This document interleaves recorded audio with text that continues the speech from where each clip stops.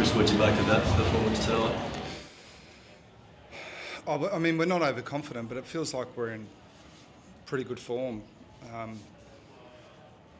Obviously, Bailey coming back helped, and we're really respectful of how difficult the competition's been. It feels like we have, had some really hard games, so it was a bit of a relief to have one that was a bit more, where the result was a bit clearer, a bit earlier in the game. But obviously, it's hard not to, as you go through the preparation, be aware of sort of how many challenges the opposition had with their personnel. But we are definitely in a phase where we're thinking a lot about how we can improve our game, and thought we did that today. You mentioned Bailey coming back in. I know you guys said that you expect him to be fit. You expect him to fire just as much as he did today? Yeah, I mean, he just looked like he played the same way that he did the last time he played. So, he and Holmes are a pretty potent combination at the moment.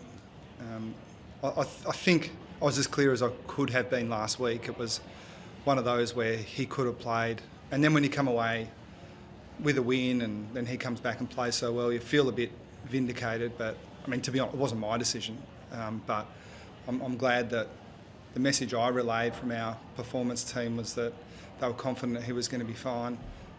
It's good when they're right. Between that and obviously so much focus on him during the week, was he able to just park the sort of conversations around him? Was he just focused? Like, were you impressed with how he's handled that and outperformed? I think so, but was there focus on him during the week? I know you got asked about him just in regards to that meeting with the CEOs, etc. Yeah. Look, I don't think that he felt like there was focus on him. I understand that there were questions around it. I thought it was more the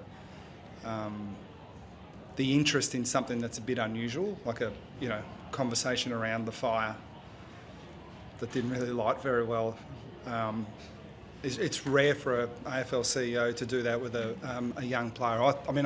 We appreciated it. It was a step in the right direction, but maybe I misread it and I don't follow much of that stuff, but I didn't feel like it was a negative that would have put pressure on him. So to say that he just had the week that he's been having with us, we're kind of riding the momentum in a positive way. So if there's a bit of a sense that there's some controversy in a negative sense towards him, I don't think we're feeling it, or I'm not seeing it anyway, but sometimes the coaches are the last to know. Chris, Sure. Chris, you must have been delighted today with the spread of goals up forward, but also the defensive side of the ball and the amount of pressure that you applied on the Bombers back line. Yeah, we try to play that way anyway. And look, they're a high possession team. Even without some of their best players in the team, they can chop you up. So we thought that defending our forward half was an important part of the game, and it's nice to see. I don't know the exact numbers. I don't follow that bit closely either. But our forwards, I thought, that pressured well during the game, tended to get rewarded offensively, which was nice. Also, the games of Ollie Dempsey and Tom Atkins. Ollie Dempsey just seemed to cover a lot of ground today, both running up and down the ground forward and even at times moving past the wing.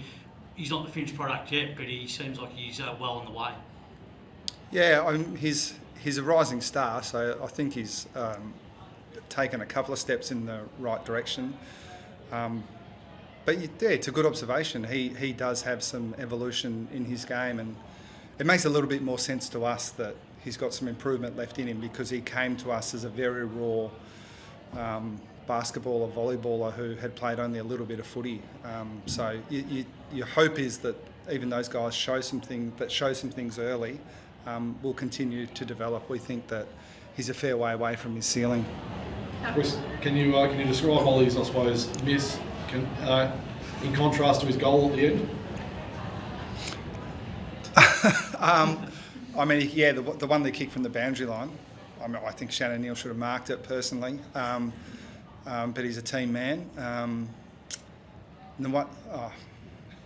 He and Cameron missed one going to goal that you'd sort of normally think they would kick, but it's a bit. You see some guys miss, and it's a shock to you, and it's more a reference to how well they normally execute as opposed to how easy you think the shot was for a normal person. How exciting is it how multifaceted, I guess multi-pronged your attack's looking at the moment? It felt like from go to woe today, the goals are sort of coming from everyone, everywhere. Yeah, it's hard to orchestrate. I think every coach in the modern game would say that the opposition scout you so well that if you are predictable, it makes you more vulnerable to being shut down. We've been working for a long time to try to be a team, like even through the midfield, where the best teams over history have always been one where if you shut him down, he gets you, and it's true in the forward half as well. So, and I think we are fortunate.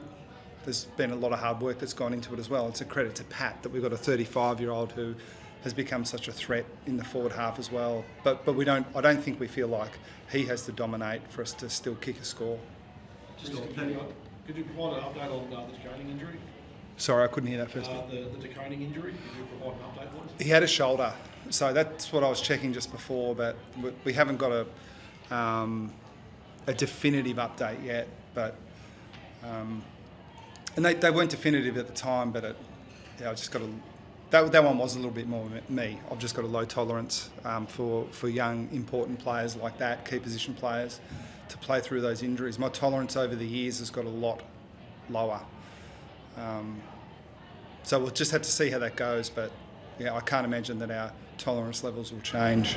Just on Paddy Dangerfield, he's come back from a soft tissue injury. For him to be, it was a little bit quiet last week, but for him to tonight show that sort of power in his game, is that a bit of a relief that after a soft tissue injury that he can still play with that kind of power? Yeah, I think it's true.